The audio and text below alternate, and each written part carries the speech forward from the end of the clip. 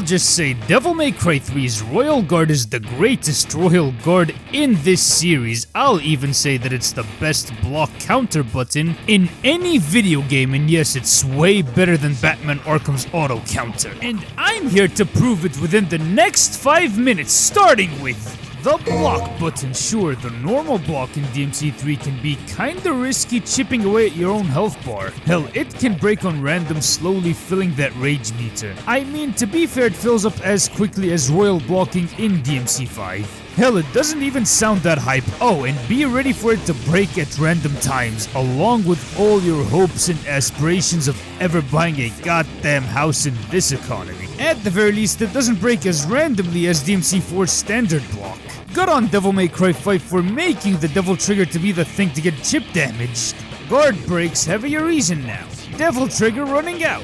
What if I told you once you hit that block button in the perfect split-second frame, you get to fill out that rage meter in a literal blink of an eye? Staggering prides and lusts, I'd even say it has the best crystallized clang in the entire series.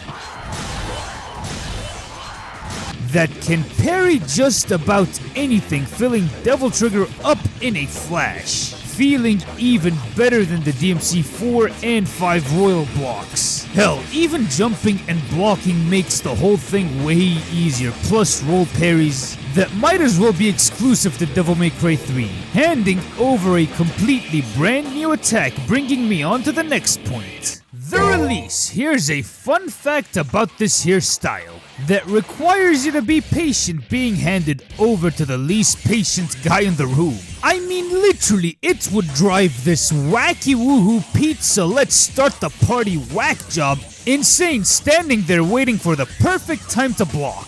No wonder it's called a rage meter. Once that thing is full, lock-on forward style button gets him to bring out the most OP 1-inch punch you ever seen in your entire life, knocking down Hell's Legions, allowing Dante to melt off boss health bars just because he got pissed off blocking all of them strikes without dishing about, till he unloads all that pent-up anger on them annoying ass critters. Wait till you get a load of pulling off that counter. In the same 6-second window of a royal block, you get the most devastating dealer of death that could one-shot the entire Final Fantasy universe, debunking the entirety of those two death battles.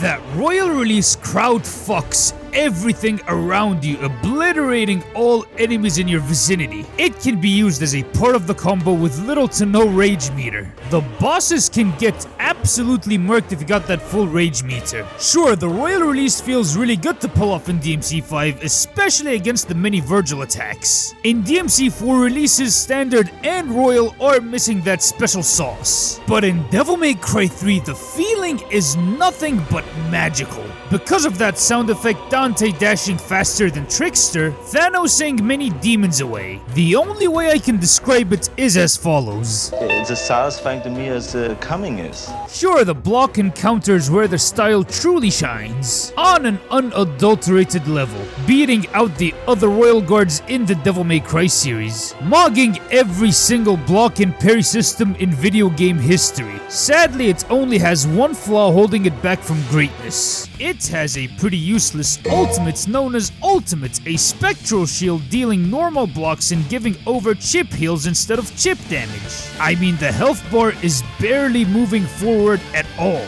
This thing will either break on impact or giving you very little reward.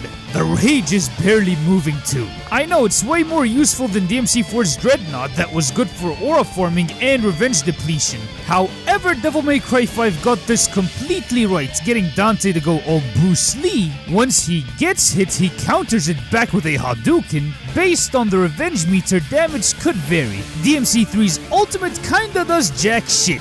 If anything, you're way better off learning how to royal block and release to get the most out of Royal Guard to break this entire game. Ultimate is only useful for that one Beowulf attack. Other than that, Royal Guard in DMC3 is the greatest block ever conceived, working off of the principle of risk-reward, where you'd have to pay attention to where you should push that block button, plus when you should counter to get maximum style points and Devil Trigger fill-ups, and damage buffs through Royal Release, and all that good stuff. That's why it's a cut above the rest. With that out of the way, we come to the end of this video. What were your guys' thoughts on it, and which Devil May Cry game has the best Royal Guard? In your opinion, let me know in the comments down below. If you liked this video, be sure to hit that like button and smash that subscribe button real impact style. At 10,000 subscribers, I'll pull off an entire real-life Dante combo video wearing this entire getup. Trust me, we're pretty damn close. And I'd like to thank every single one of you guys for getting me to 9,000 plus subscribers. It really means the world to me. Hit that bell icon to get notified on whenever I drop Devil May Cry or other action game videos. This has been the Devil Joe signing out.